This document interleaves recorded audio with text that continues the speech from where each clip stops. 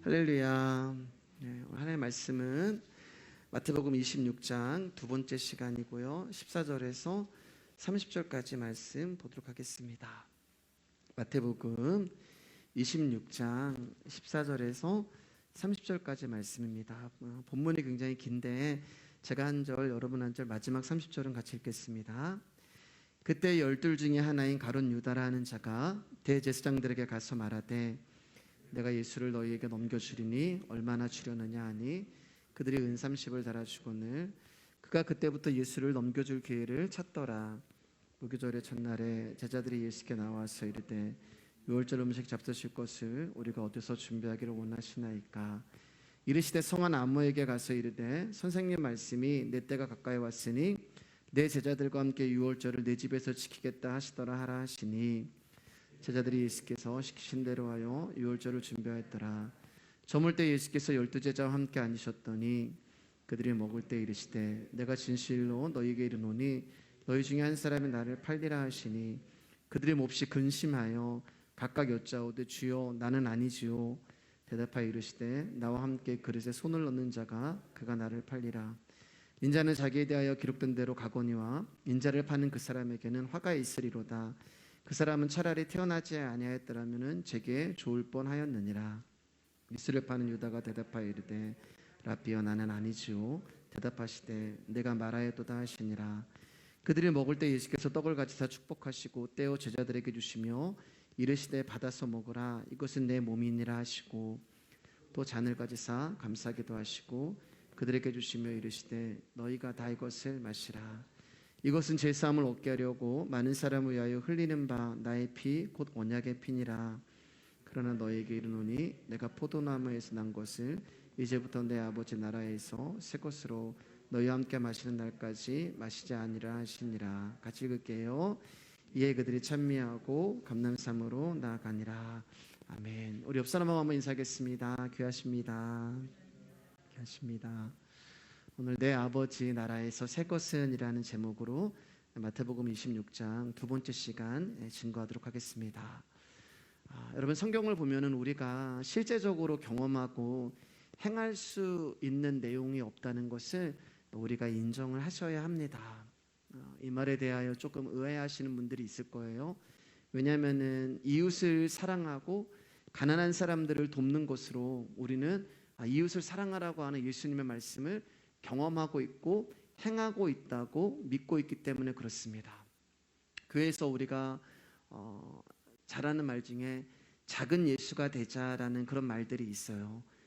그 말은 예수 그리스도의 삶을 우리가 본받아서 가난한 자들과 함께 어려움을 나누고 그리고 그들을 도움으로 말미암아 우리 역시 예수 그리스도의 사랑을 가진 작은 예수가 되자라는 그런 이야기를 합니다. 그리고 그 말에 많은 사람들이 도전을 받기도 하고 또 가서 봉사도 하고 또 구제 헌금으로 감동으로 그렇게 같이 참여하기도 해요. 그런 모든 것들이 어떻게 보면은 성경에 있는 것들을 우리가 경험하고 행하는 거 아닌가라고 생각을 할 수가 있습니다. 그런데 여러분 이것은 이웃을 사랑하라는 예수님의 말씀을 행하는 것이 아니에요. 저는 그런 실천을 하지 말아라 폄하하는 그런 내용이 아닙니다. 다만 우리가 하고 있다고 하는 그 신앙의 실천이 결코 성경에서 말하는 그 신앙의 실천이 아니라는 것을 우리가 아셔야 된다는 것을 말씀드리는 거예요. 성경에 나타난 이웃을 사랑하라고 하는 구제의 대표적인 예가 뭐냐면 초대교회의 모습이잖아요. 초대교회가 어떻게 이웃을 사랑하고 구제했어요? 자신들의 모든 것을 다 팔아서 서로 나누어 통용했습니다. 그게 성경에서 말하는 이웃 사랑인 거예요. 성경에서 말하는 구제, 성경에서 말하는 이웃 사랑은 나의 모든 것을 다 팔아가지고 가난한 사람이 한 명도 없이 다 서로 통용하면서 사랑하는 것이 바로 성경에 나타나는 구제가 되는 거예요. 근데 우리는 그렇지 않잖아요. 내가 헌금을 해도 내 삶에 전혀 지장이 없을 정도의 헌금을 하고 자신의 전부를 다 팔아서 가난한 사람들한테 주지도 않고 또한 이웃을 사랑하라고 하는 하나님의 말씀은 자신의 생명을 바쳐서 그 이웃을 사랑하라고 하는 예수 그리스도의 십자가가 되는 거예요. 그리고 자신에게 돌을 던지는 그 사람을 바라보며 스데반처럼 저 사람을 용서해 주세요라고 말할 수 있는 것이 이웃을 사랑하는 성경의 정의가 되는 것입니다. 우리 가운데 그렇게 하시는 분은 없잖아요. 저부터 시작해서 나한테 돌을 던지는 사람을 내가 증오하지 용서해달라는 사람 없고, 나의 모든 것을 다 팔아서 가난한 사람들에게 써달라고 하는 그런 사람도 없고, 그렇기 때문에 제가 성경에 실질적으로 저희가 경험하고 행할 수 있는 일은 없다고 말씀을 드린 거예요. 이제 예만 이제 드린 거고요. 왜 사람들이 복음에 관심이 없는가? 좀 더 솔직하게 말씀을 드리면 왜 말씀에 관심이 없는가? 왜 복음에 관심이 없는가? 같은 이유인 거예요. 복음은 너는 할 수 없다고 이야기를 하잖아요. 복음은 너는 안 된다라고 이야기하잖아요.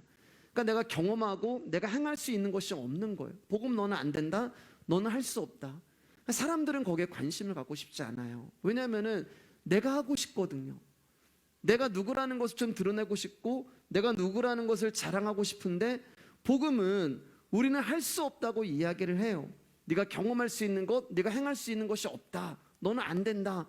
근데 우리는 좀 뭔가를 행하고 싶어요. 말씀이라는 것을 가지고 행하고 싶고, 그 말씀을 경험하는 것을 통해서 나를 드러내고 싶다는 말입니다. 근데 복음은 그렇지 않아요. 그러니까 복음에 대하여서 사람들이 관심이 없는 거예요. 우리가 성경을 보면 생명이라는 단어, 부활, 영광, 구원이라고 하는 단어가 수도 없이 나오지만, 우리가 입술을 놓으면 하나님의 영광과 예수 그리스도의 생명과 그분의 구원, 우리를 향한 구원을 이야기하지만 실질적으로는 우리가 거기에 그렇게 관심이 없어요. 신앙생활 하면서 하나님 나라의 소망 별로 관심이 없어요. 그저 죽으면 내가 가는 나라, 무슨 보험 들어둔 것처럼 내가 죽으면 가는 하나님 나라, 이렇게 먼 나라의 것으로만 이야기하고 하나님께 영광을 돌린다고 하지만 그 영광이 결국 뭐냐면은 내가 잘됨으로 말미암아 이렇게 만들어주신 주님께 영광을 돌립니다. 그런 영광이 되는 것이고, 구원은 받아야겠으니까 나는 예수 믿었기 때문에 예수님이 나의 십자가에 나의 죄를 용서하신 분입니다라는 고백은 하고, 그런 것들로 우리가 고백은 하지만 실질적으로는 관심이 없어요. 그래서 어쩌면 기독교 신앙의 핵심적인 이 문제들이 우리의 관심 밖으로 밀려나고 있는 것입니다.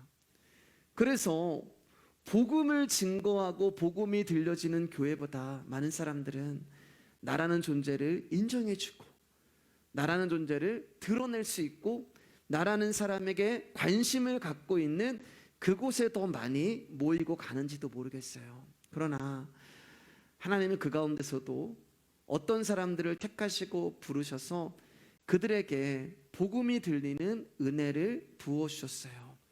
그리고 그들 안에 있는 예수 그리스도의 영으로 말미암아 하나님 나라가 그들의 존재 안으로 임하는 것을 말씀을 통하여서, 예배를 통하여서 경험하게 하시고 행하시는 은혜를 베풀어 주신 것입니다. 오늘 본문도 이제 그런 내용이 되는 거예요. 예수님은 인간의 몸을 입고 이 땅에 오셨지만 그분은 사람이 아니에요. 그분은 하나님의 아들입니다.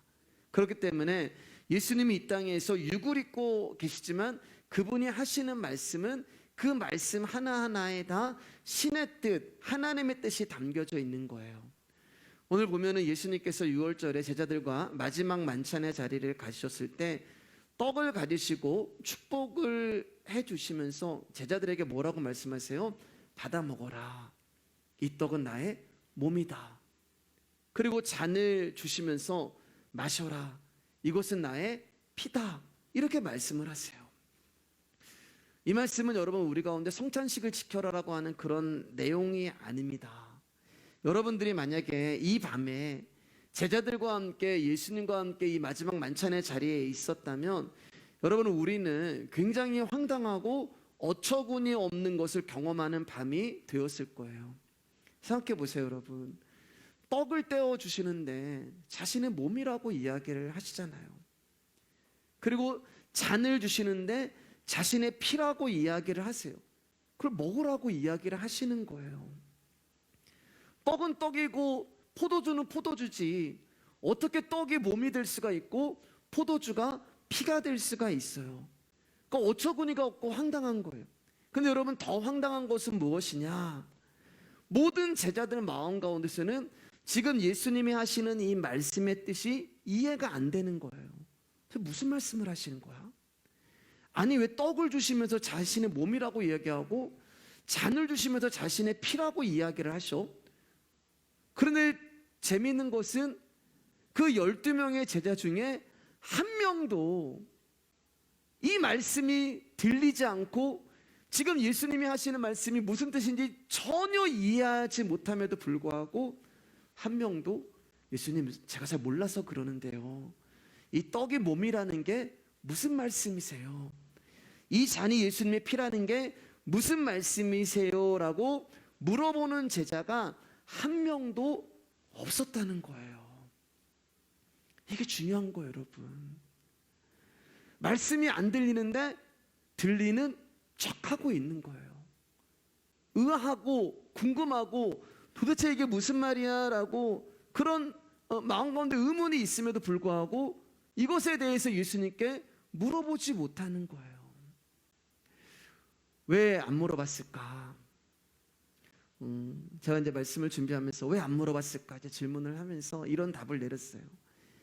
감히 육을 입은 사람이 이 심오하고 깊은 영적인 말씀을 알아들을 수 없기 때문에 물어보지 않은 것이다 라는 결론을 내렸어요. 우리 그런 거 있잖아요. 어떤 굉장히 수준이 높은 분이 있어요. 어떤 뭐 고상하고 수준이 높은, 근데 그 사람 앞에서 나는 아무것도 아닌 거예요.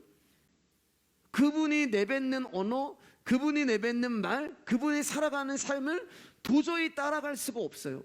그래서 감히 그 높은 수준으로 인하여서 물어보고 싶어도 물어보지 못하는 거예요.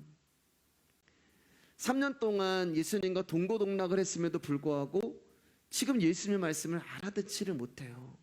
누구보다 오랜 시간 예수님으로부터 말씀을 들었고 성경을 배웠던 제자들인데 지금 예수님의 말씀을 알아듣지 못해요. 당연한 거라고요, 여러분.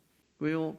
예수님은 지금 영의 언어를 하고 계시는 것이고 그분은 육을 입고 계시지만 하나님이시고 제자들은 육을 입고 있는 것. 그러니까 영의 언어가 육을 가진 자에게 찾아가는데 그 육이 영의 언어를 받아들일 수가 없는 거예요. 그러니까 제자들에게는 지금 예수님이 하시는 말씀이 어처구니 없고 황당무계한 말로 들려버리는 것입니다. 복음이 그렇게 들리는 거예요. 좀 더 말씀드리면 거부감이 들기도 해요. 복음을 들을 때 어처구니 없고 황당하고 이해도 안 되고 거부감이 들리는 이상한 소리로 복음이 때로는 우리 가운데 들릴 때가 있어요. 근데 여러분 놀라운 것은 3년 동안 예수님과 함께 했던 제자들도 못 알아듣는 이 비밀이요, 저와 여러분에게는 들린다는 거예요. 이 말씀이 무엇을 의미하는지 이해가 되는 거예요. 떡이 왜 예수님의 몸이고 잔이 왜 예수님의 피가 되는지 우리는 알고 있고 이해가 되고 심지어 믿어지기까지 해요. 누가 와서 우리 가운데 가르쳐주지 않았어요. 누가 와서 우리 가운데 가르쳐주지 않았고 설명해주지 않았고 여러분이 어디 가서 배운 것도 아닌데 우리는 예수님이 내 몸이다, 그게 믿어지고 내 피다라는 것이 들린단 말이에요. 그럼 어떤 결론을 내릴 수가 있냐? 영은 영끼리 통하고 육은 육끼리 통하는 것입니다. 그러니까 저와 여러분에게 복음이 들리고 영적인 언어가 들린다는 것은 저와 여러분들은 영적인 존재가 되었다는 증거가 되는 거예요. 이게 내가 바로 택함 받고 부르심 받은 증거가 되는 거예요. 말씀이 들리는 것, 복음이 들리는 것, 영의 언어가 나에게 들리는 것. 그러니까 무슨 일이 나에게 일어났기 때문에 이 영의 언어가 나한테 들리는 거예요. 저와 여러분들이 무언가를 한 것이 아니라 무슨 일이 내 안에 일어났어요. 뭔가가 획기적인 일이, 엄청난 일이 나도 모르는데 내 안에서 일어났어요. 무언가가 어떤 특별한 일이 나를 찾아왔기 때문에 이 어처구니 없고 황당한 말씀에 저와 여러분들은 아멘이 나오는 거예요. 처녀가 잉태하여 아들을 낳으리니 아멘. 오병이어 5천 명 아멘. 홍해가 갈라져 가지고 200만 명이 아멘. 믿어지는 거예요. 그런데 지금 반면에 제자들이 이 말씀을 알아듣지 못하고 있다는 말은 아직 그들은 영의 사람이 되지 않았다는 이야기가 되는 것입니다. 그래서 그 결과로 그들은 예수님을 팔아먹고 어떤 제자는 부인하고 모든 제자들은 도망을 치는 거예요. 여러분, 육으로만 가득 찬 사람들은 결정적인 순간에 예수님을 떠나가는 것입니다. 내가 죽기까지 주님을 부인하지 않고 따르겠습니다라고 결단을 하고 믿음 있고 신앙이 있다 해도 이 영이 없는 사람은 마지막 순간에, 아니 마지막까지 갈 필요도 없어요. 나에게 조금만 불이익이 오면 언제든지 예수님을 떠날 수 있는 자들이라는 거예요. 그래서 성경은 3년 동안 산전수전 동고동락해온 제자들이 다 떠나버리는 그림을 보여주고 있는 것입니다. 로마서 1장 17절 말씀입니다. 시작. 복음에는 하나님의 의가 나타나서 믿음으로 믿음에 이르게 하나니 기록된 바 오직 의인은 믿음으로 말미암아 살리라 함과 같으니라. 오직 의인은 믿음으로 산다고 말씀하고 있어요. 그럼 의인은 누구인가? 여러분, 의인은 누구인가? 간단해요. 하나님이 불쌍히 여겨주셔서 택한 자가 의인이 되는 거예요.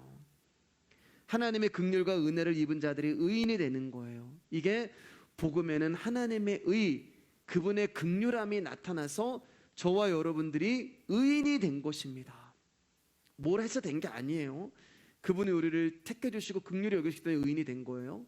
그런데 그 의인들에게 하나님이 주시는 선물이 바로 믿음이 되는 것이고, 이 믿음이 하는 일이 바로 말씀이 들려지게 하는 일을 하는 거예요. 그런데 우리가 의인이라고 하면서 하늘의 언어인 복음을 알아듣지 못하고 있다면 아무 소용이 없는 것이고, 어쩌면 우리는 의인이 아닐 가능성이 높아요. 그래서 송구 영신 예배 때 말씀 들었잖아요. 사랑이 없으면 아무것도 아니다.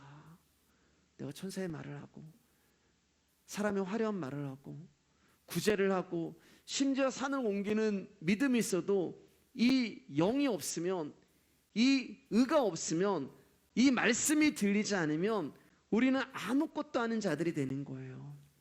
그저 자기 확신으로 목소리만 큰 자들이 되는 것입니다. 그러니까 내 안에 어떤 복음이 없고 말씀이 없고 자기 확신으로 가득 찬 사람들의 특징은 뭐냐면, 하나님의 말씀이 안 들리기 때문에 사람들의 말을 계속 들어요. 하나님의 말씀이 그에게 주인이 되는 것이 아니라 사람들의 언어가 그들의 주인이 되고 사람들의 언어에 귀를 기울입니다.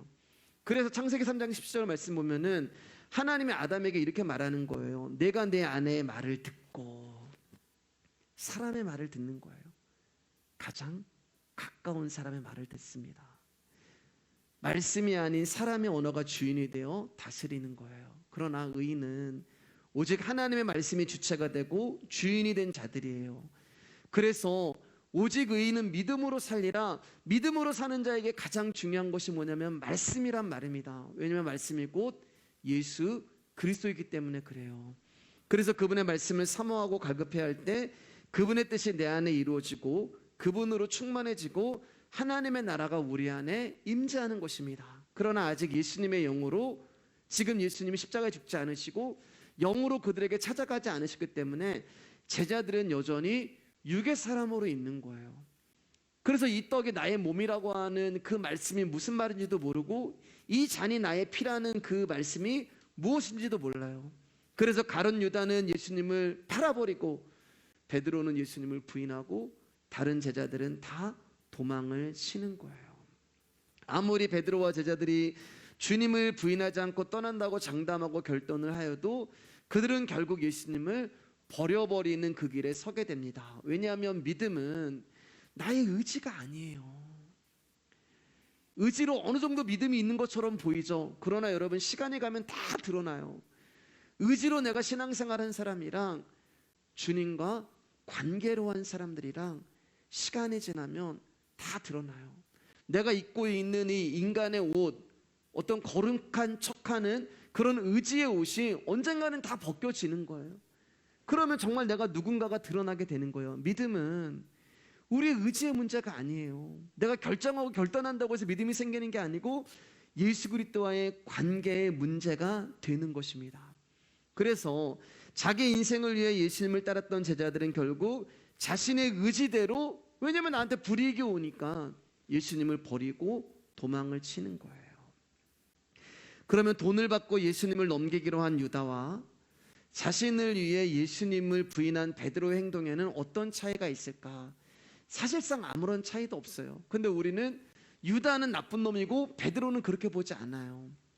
근데 한 가지 중요한 차이가 있습니다. 그게 뭐냐면 유다는 스스로 돌이켜서 자기의 양심으로 돌아간 것이고요, 베드로는 주님이 돌이키게 하심으로 자신이 어떤 자인지를 보게 한 거예요. 이 부분은 이제 다음 주에 우리가 조금 더 자세하게 나누도록 하겠습니다.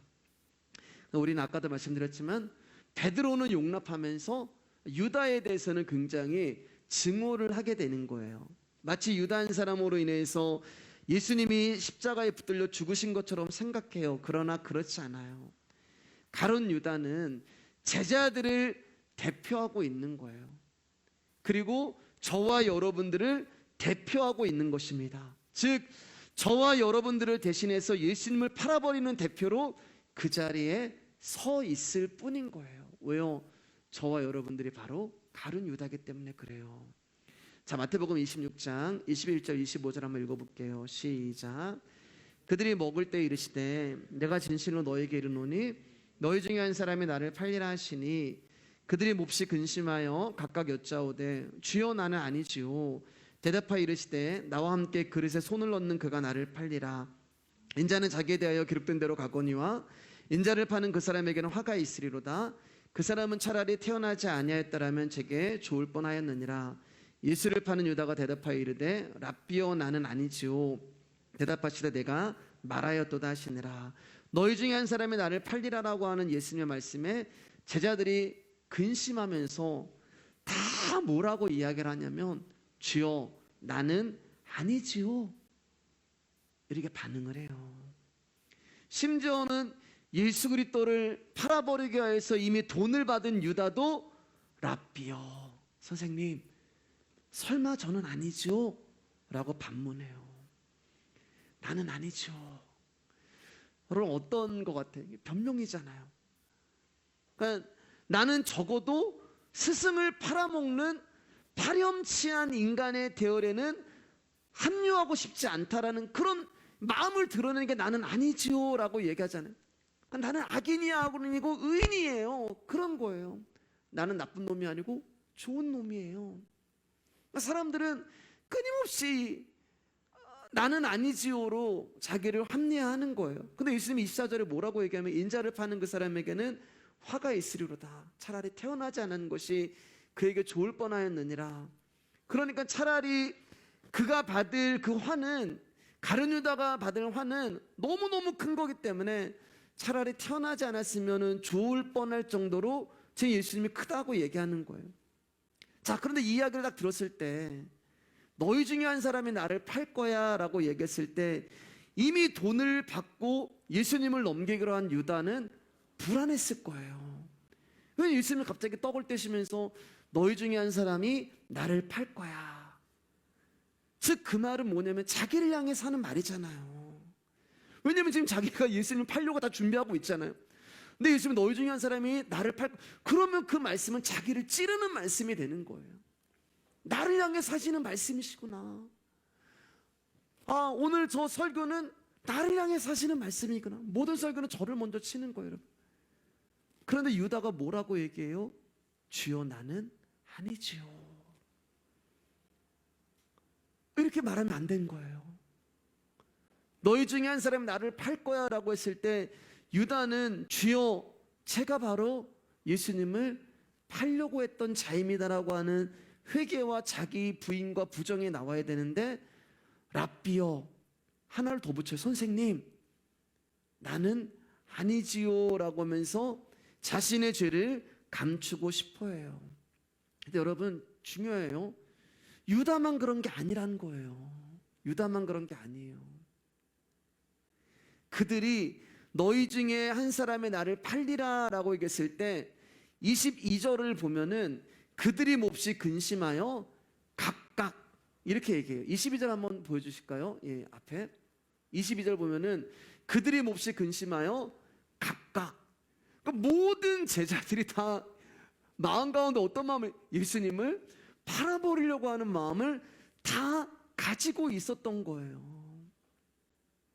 결국에는 모든 제자들이 예수님을 배신하려고 하는 마음을 가지고 있었습니다. 그래서 근심이 된 거예요. 그래서 다 찔린 거예요, 마음에.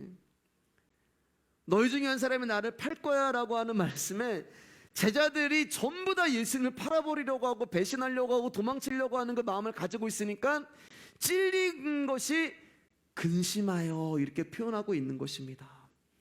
그 한 사람이 바로 모든 제자, 그 한 사람이 바로 저와 여러분이기 때문에 그래요.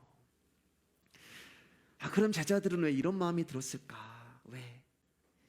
예수님이 예루살렘 성에 입성하실 때 환호와 환영을 받으면서 입성하셨습니다. 거기까지는 좋았어요. 이제 제자들이 예수님이 막 호산나 호산나 막 사람들의 환호를 받으면서 들어올 때 정말 이제는 제자들이 예수님과 동거동락하고 그동안 고생했던 결과를 이제 조만간 자기들이 보상받을 거라고 생각을 했는데 웬걸 예수님이 예루살렘에 입성했으면서 입성하시고 나서 계속 하시는 말씀이 우리가 이제 말씀 받잖아요. 나는 이제 곧 십자가에 죽는다. 나는 이제 곧 너희를 떠난다. 그런 말씀만 계속 하시는 거예요. 그러니까 거기서 제자들이 무너져 버리는 거예요. 내가 기대하고 내가 소망하고 내가 원했던 것이 예수님으로부터 주어져야 하는데 그것을 주셔야 하는 그분이 자꾸 죽는다고 이야기하는 거예요. 뭘 주시거나 죽어야지. 자기들에 대한 보상에 대해서는 전혀 이야기하지 않고 계속 내가 너희를 떠난다 죽는다고 하니까 제자들이 시간이 갈수록 이제 예수님으로부터 내가 원하는 것이 주어지지 않을 것 같으니까 거기서 예수님을 향한 실망감과 섭섭함이 나오는 거예요. 그래서 그 실망감이 가룟 유다는 예수님을 팔아버리게 만들었고 그 섭섭함이 베드로는 예수님을 부인하게 만들었으며 제자들은 예수님을 배신하고 도망치게 만들어 버린 거예요. 그래서 너희 중에 한 사람이 나를 팔리라 모든 제자들이 다 예수 그리스도를 팔아버린 거예요. 근데 어느 한 제자도 이 말씀 가운데 엎드려서 주님 앞에 회개하며 주님 제가 바로 주님을 팔려고 했던 자라는 고백을 한 사람이 한 명도 없고 주님 저는 아니지요 라고 하는 방어만 하고 있었다는 거예요. 이것을 성경에서 다른 말로 실족이라고 하는 것입니다. 우리 한번 마태복음 11장 2절에서 6절 말씀 보겠습니다. 시작. 요한이 옥에서 그리스도께서 하신 일을 듣고 제자들을 보내어 예수께 여짜오되 오실 그이가 당신이 오니까 우리가 다른 일을 기다리올까? 예수께서 대답하여 이르시되 너희가 가서 듣고 보는 것을 요한에게 알리되 맹인이 보며 못 걷는 사람이 걸으며 나병 환자가 깨끗함을 받으며 못 듣는 자가 들으며 죽은 자가 살아나며 가난한 자에게 복음이 전파된다 하라. 누구든지 나로 말미암아 실족하지 아니하는 자는 복이 있도다 하시느니라. 맹인 못 걷는 사람 나병 환자 귀머거리 죽은 자는 다 가난한 자라는 의미가 되는 거예요. 그들은 다 가난한 자가 되는 거예요. 다시 말해 이 가난한 자는 죄로 인해 심판을 받아 사망에 처해진 자들이 되는 거예요. 근데 그 가난한 자들에게 복음이 찾아온 것입니다. 맹인이라는 가난한 자, 못 걷는 사람, 이 모든 사망에 빠져서 죽을 수밖에 없는 그들 가운데 복음이 찾아온 거예요. 그러자 어떤 일이 일어나면은 맹인이 보게 되고 못 걷는 자가 일어나게 되고 죽은 자가 살아나고 귀신 들렸던 자가 떠나가고 생명이 그들 가운데 일어나는 일들이 일어나는 거예요. 그러니까 예수님은 지금 이 땅에 오셔서 당신의 일을 하고 계시는 거예요. 복음은 여러분 우리가 미처 생각지도 못하고 알지도 못했던 존귀한 것을 가지고 우리를 찾아오세요. 그게 뭐냐면 바로 우리를 용서하시고 우리를 사랑하시는 예수 그리스도의 생명이신 은혜가 되는 거예요. 그러니까 여러분, 우리가 정말 이 복음 안에 있는 그 예수 그리스도의 선물을 우리가 제대로 안다면, 여러분, 이 땅에서 우리가 근심이 있고 어려움이 있지만 얼마든지 그것을 인내할 수 있고 감사할 수 있는 자로 살아갈 수 있는 곳입니다. 마태복음 11장은 지금 세례 요한이 감옥에 있었거든요. 근데 감옥에서 가만히 지금 예수님이 하시는 일을 듣게 되는 거예요. 예수님이 맨날 지금 뭐 하고 있냐면 가난한 자들에게 가서 복음을 전파하는 일만 하시는 거예요. 그러니까 이 세례 요한 마음 가운데 어려움이 있는 거예요. 자기는 지금 옥에 갇혔는데. 그래서 제자들을 보내서 예수님께 물어보라는 거예요. 당신이 메시아가 맞습니까? 당신이 내가 기다리고 내가 정말 신발끈 매기도 힘들고 내가 당신이 오기에 앞서서 그 길을 인도했던 그 그리스도가 맞습니까? 그 그리스도가 맞다면 이런 일을 하면 안 되죠. 그 고백을 하고 있는 거예요. 지금요. 나는 지금 옥에 갇혀 있는데, 아니 지금 빨리 와서 나를 좀 구해주고 지금 이 헤롯을 좀 심판하고 해야 되는데 지금 별 볼 일 없는 사람들하고 예수님은 맨날 시간을 보내주고 있는 거예요. 지금 나는 자기 때문에 감옥에 들어왔고 자기를 위해서 내가 정말 그 광야에서 메뚜기와 석청 먹으면서 그 고생을 했는데 자기에게는 관심도 하나 없고 별 볼 일 없는 사람들하고 지금 예수님이 시간을 보낸다는 그 이야기를 딱 들으니까 세례 요한의 마음이 어려운 거예요. 지금 오늘 지금 제자들의 모습이잖아요. 예루살렘 성에 입성해가지고 그 엄청난 능력으로 로마를 뒤집어 엎으시고 그동안 3년 동안 고생한 자신들에게 부귀 영화를 이제 주실 줄 알았는데 매일 죽는다는 소리만 하고 계시고, 오늘은 도통 알아들을 수 없는 떡을 가지고 몸이라고 이야기하고 잔을 가지고 피라고 얘기하고 섭섭함과 실망과 좌절감이 드는 거예요. 세례 요한도 그렇고 제자들도 그렇고. 여러분, 우리가 예수 그리스도를 믿으면서 의문을 갖는 게 이거예요. 내가 신앙생활 하는데 내가 열심히 했단 말이에요. 내가 정말 모태신앙으로 지금까지 열심히 했어요. 교회를 떠나지도 않았고 뭐 모든 예배에 다 참석하고 헌신하고. 근데 내 인생을 보면은 별 볼 일 없어요. 내 인생을 보면 좀 성공도 돼야 되고 내가 좀 높은 자리에도 올라, 예수님 좀 그렇게 해주셔야지. 근데 교회 다니면 내 옆에 있는 사람 너무 잘 돼. 아니 저 사람은 교회 얼마 나오지도 않는데 왜 이렇게 저기 뭐가 사업하자마자 뻥뻥 터지고 앞에 나와서 간증하면 제가 정말 교회 처음 나왔는데 정말 배운 대로 정말 예수님 앞에 제가 이렇게 기도했더니 하나님이 이런 사람들 만나게 해주셨고 이런 사업을 터뜨려 주셨고, 나는 지금 수십 년 동안 매일 그게 한 번도 내 기도 안 들어주시고, 어떤 사람은 몸도 정말 막 만지고 고침을 받아요. 나는 몸이 너무 안 좋아요. 아파요. 우리 마음에 어떤 마음이 드냐면 이런 의문이 되는 거예요.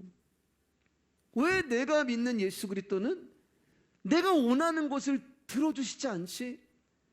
왜 이 어려운 상황에서 나를 건져주시지 않고 나를 도와주시지 않지? 거기에 대한 의문이 들고, 근데 그것이 해결이 안 되고 주어지지 않으니까 예수 그리스도에 대한 실망감이 나오고 기대가 사라지고 그리고 믿음도 사라지고, 그걸 두 글자로 뭐라고 해요? 시험에 들어버리는 거예요. 왜 예수님은, 근데 왜 우리가 그렇게 생각해요 여러분? 왜요? 여러분 정말 우리 마음을 줘보세요. 적어도 내가 믿는 예수님은 내가 원하는 일을 해주셔야지만 그리스도가 될 자격이 있다고 생각을 하는 거예요. 좋은 게 좋은 거고 상부상조하고 내가 이만큼 할 테니까 당신은 나한테 이렇게 해줘야 되고, 그런데 지금 자기와 전혀 상관없는 이들과 함께 있고 자기는 지금 옥에 갇혀가지고 오늘 내일 하고 있는데 예수님은 나를 구하러 온다는 소식은 기미조차 보이지 않고, 그런 그리스도는 필요가 없는 거예요. 내가 원하는 일을 해주시고 내가 기도하는 것을 들어줘야지만 나에게 그리스도가 되는 거지, 나와 상관없는 일을 하는 분이 무슨 그리스도야. 거기서 무너지는 거예요. 예수님을 향한 신뢰가 무너지는 거예요. 내가 그동안 예수님을 얼마나 많은 일을 하고 헌신을 하고 투자를 하고 그동안 내가 갖다 바친 헌금만 하더라도 내가 정말 어마어마한데 나를 도와주시기는커녕 세상에서 별 볼 일 없는 가난한 사람들에게 복음만 전하시고 버림받고 저주받은 사람들 병이나 고쳐주고 그래요. 거기까지는 괜찮아요. 그럼 이제 다 하셨으면 나 잘되게 해주셔야 되는데 이게 뭐야? 십자가 이제 내일 죽는다고 얘기하는 거야. 잠시 후면 내가 이제 죽을 거야. 그러니까 이제 그리스도에 대한 모든 것들이 다 무너져 버린 거예요. 제자들 입장에서는. 더 이상 예수님의 제자들 가운데 그리스도가 서지 못하는 거예요. 거기서 실족이 나오는 거예요. 시험에 드는 거예요. 여러분, 예수님이 잘못한 게 뭐가 있어요? 예수님은 이 땅에서 그리스도의 일을 하신 거예요.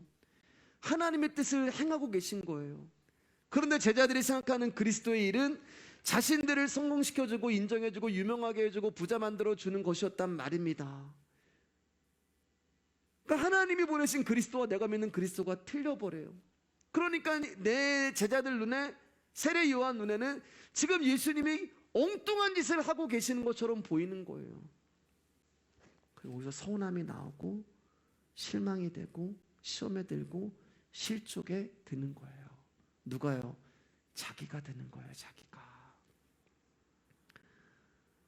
옛날에 사람들이 지구가 평평하다고 생각을 했잖아요. 그런데 어느 날 지구가 둥글다고 하는 자들이 나타난 거예요. 그러니까 지구가 평평하다고 주장하는 자들이 지구가 둥글다고 하는 자들을 향해서 뭐라고 이야기하면은 이상하게 보는 거예요. 이단이다라고 얘기하고 사입이라고 얘기하고 너의 주장은 틀렸다라고 이야기를 하는 거예요. 그러니까 여러분, 실족은 항상 덜 깨닫는 사람들이 받아요. 예. 지구가 둥글다고 하는 사람들도 처음에는 지구가 평평하다는 곳에서부터 시작을 했어요. 다 거기서 시작을 해요. 지구가 평평하다는 곳에서.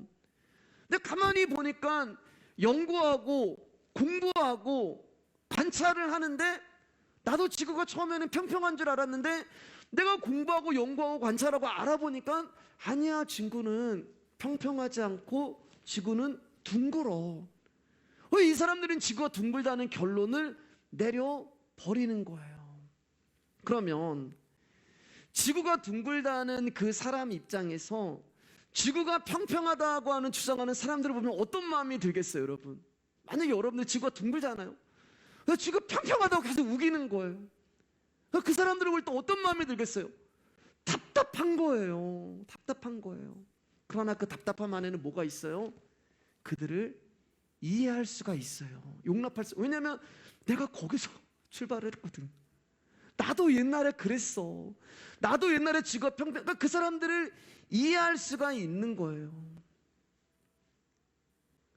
즉 우리가 바로 지구가 평평하다고 주장했던 자들이고 지구가 둥글다고 했던 자들을 향하여서 너는 잘못된 주장을 하는 거야, 이단이야, 사입이라고 반박했던 자들이 바로 이 사람들이에요. 거기서 출발을 해요. 거기서 출발을 하고 이 과정을 거쳐서 복음이라고 하는 그분의 말씀을 듣게 됨으로 말미암아 아, 지구가 평평한 게 아니고 둥글구나라는 것을 알게 되는 거예요.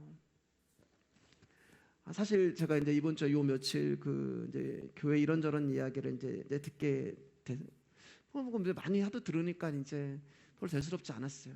근데 그중 하나가 이제 우리 교회는 월요일부터 이제 토요일까지 성경만 가르친다. 그것도 저는 뭐 나쁘지 않다 생각했어요. 근데 이제 그때 그래서 이상한 교회다. 괜찮았는데 여러분, 그게 마음이 아픈 거예요. 시간이 갈수록. 아니 어쩌다가 말씀의 교회가 이상한 교회가 됐지? 그냥 저는 그게 이 한 주 동안 참 마음이 이렇게 좀 울적했어요.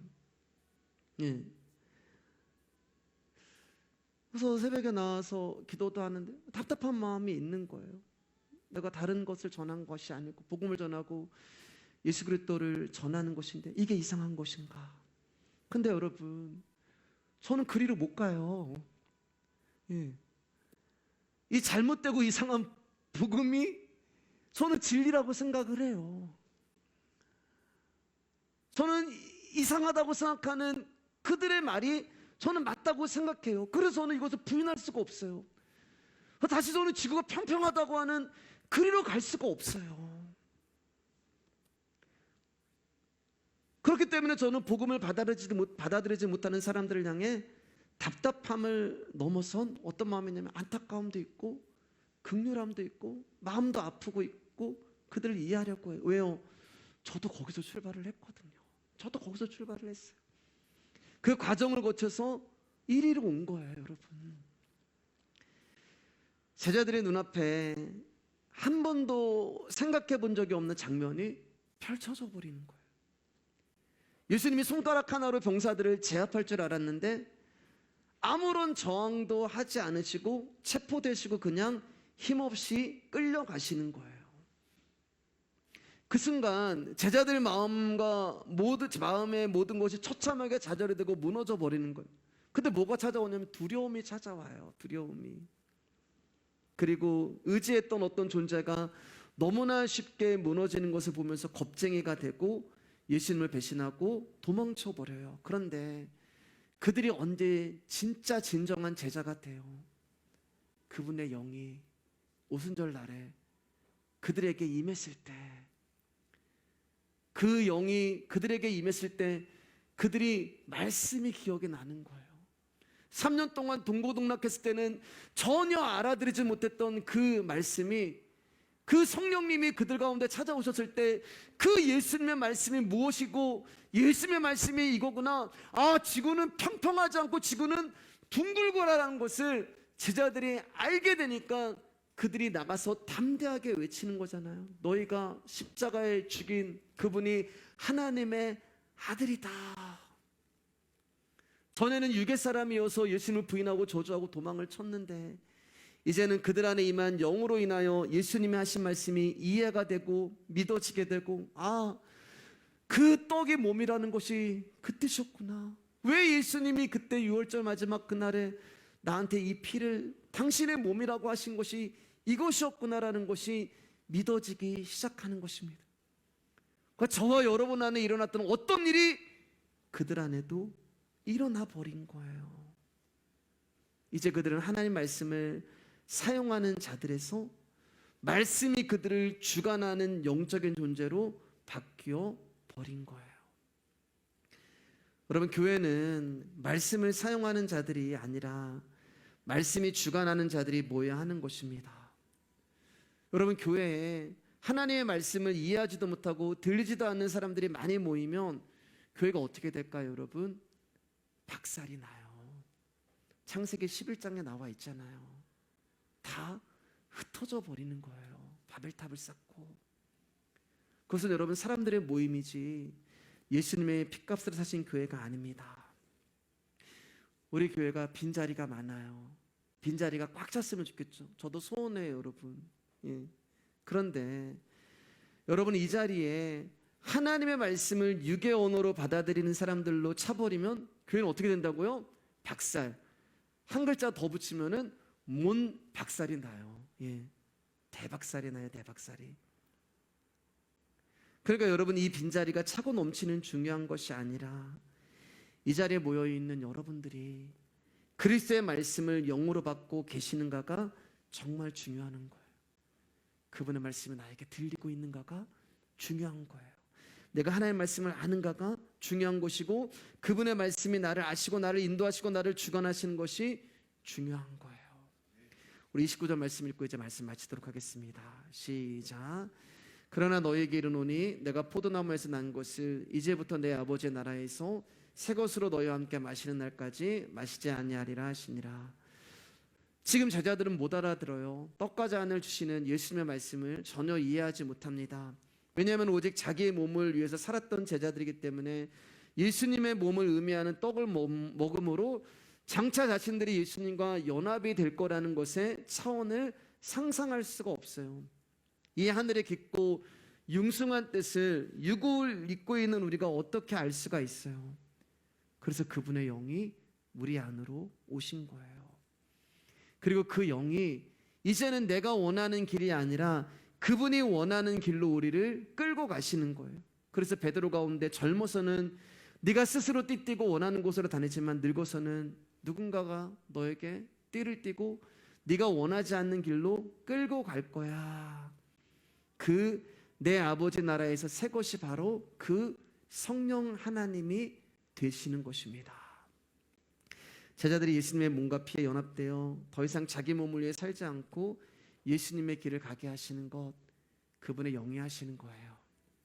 마찬가지로 저와 여러분들이 경험할 수도 없고 행할 수도 없는 하나님의 말씀들이었는데 이제는 그분의 영이 우리 안에 오심으로 말미암아 내가 하는 것이 아니라 내 안에 있는 성령으로 말미암아 예수 그리스도가 행하시는 일을 우리가 같이 동참하는 영광에 들어가게 된 것입니다. 사랑하는 여러분, 성도는 내 몸을 위해 사는 길로 가게 되는 것이 아니라 예수 그리스도의 몸과 피를 증거하는 길로 가게 되는 것을 믿으시기를 주님의 이름으로 축복합니다. 우리는 이 진리를 믿는 자들이고 이 믿음으로 예수님의 몸과 피에 연합된 복음의 세계를 알고 있는 축복된 자들임을 알고 오늘도 나에게 말씀이 들리게 하신 그 은혜 하나만으로 여러분 감사하시고 찬송할 수 있는 저와 여러분 되기를 주님의 이름으로 축복합니다.